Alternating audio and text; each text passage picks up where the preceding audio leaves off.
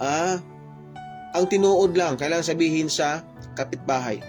Actually, ano yan eh, pinaka-greatest commandment ng Panginoon, di ba? Love your neighbor as you love yourself. Kung mahal mo kapitbahay mo, ay huwag kang manira. Kung mahal mo kapitbahay mo, ang sasabihin mo, yung kabutihan, hindi yung kasamaan. Oo. Pero sabi ni Apostol Pablo 26, magalit kayo, pero ayaw ka mo pagpakasala. Huwag kayong gumawa ng, huwag niyong hayaan na magiging kasalanan yan upang buong araw ay magalit kayo. So, ibig sabihin, ako pag-intindi ko, ang pagkagalit ay normal. No? Sabi ng iba, ay, nagalit ako. Nagabaan ako sa Ginoo. Ay, nagalit ako, dapat hindi. Hindi po yan. Normal po, unang-una, magkaroon tayo ng emosyon ng galit. Dahil si Jesus ay nagalit din, di ba? That time, pinagtatapon niya yung mga mesa, yung upuan, kasi nakita niya ang templo ay ginawang negosyo-negosyo. O, nagalit din si Lord.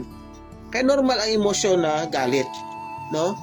Aso nga, nagagalit tayo, tao pa kaya. Tayo, normal lang yan. Yung reaction, nagalit ka. Pero, sabi ni Apostol Pablo, huwag mong palipasan yan ng isang araw para hindi na siya magiging kasalanan.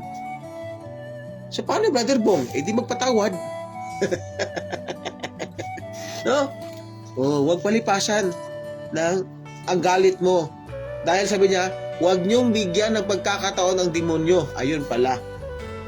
'Di ba? Kung mas lalo tayong magagalit, ino-open natin ang pinto na talagang nakabukas para sa demonyo. Para gamitin niya ang emosyon mo para magkakasala ka tuloy. Kaya yung iba, nagsimula sa galit, hindi nagpatawad, hanggang yun na.